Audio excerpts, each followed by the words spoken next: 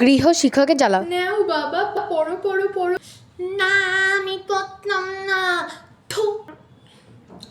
না না বাবা পড়ো পড়ো পড়ো, তুমি শোনা না।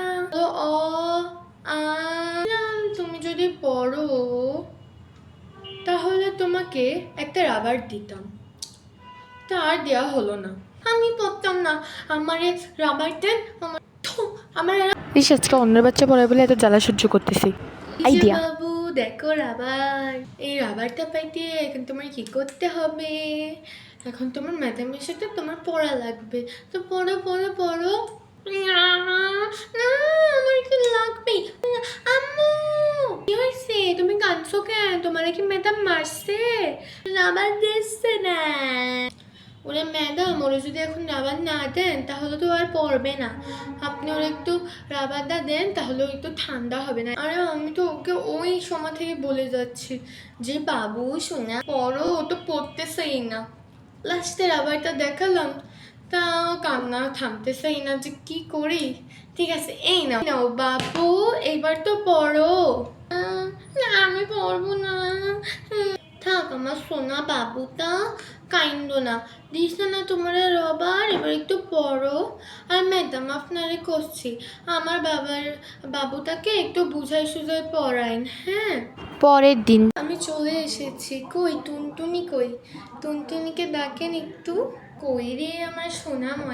ঘুম থেকে উঠে যাই, ম্যাডাম আইসি।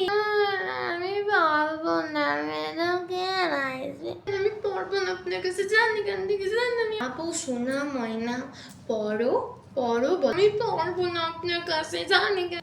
ওরে বাবুটা পড়ে পড়ে, আমি পড়বো না, জানি কেন থেকে। উফ অনেকক্ষণ থেকে সহ্য করতেছি, আর পারতেছি না। এই আমার খাও। কি হয়েছে আমার সোনা ময়নাটার? কি হয়েছে? কাঁদতেছো কেন বাবু? আমি জামাইরে মারি। কই দেখি, কই সোনা?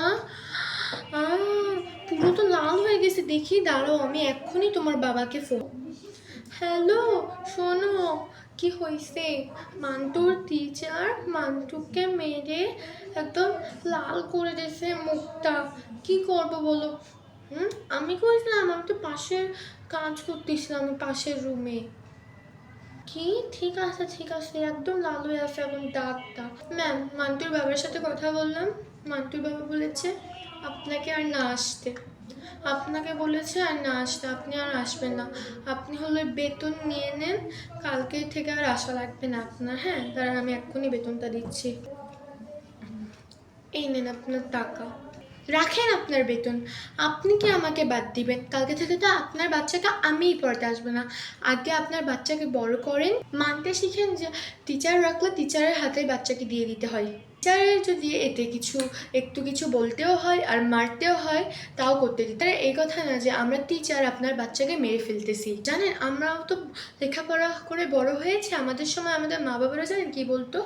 এই যে নেন আপনার মাংস, আর আমাদের হাত দিয়ে দিলেই হলো। না আমাদের সময় তো বেদ দিয়ে মারা হতো বাচ্চাদের। সেখানে তো আমরা কিছুই করতেছি না, শুধু একটুখানি কাজ করলেই উ শুরু হয়ে যায়।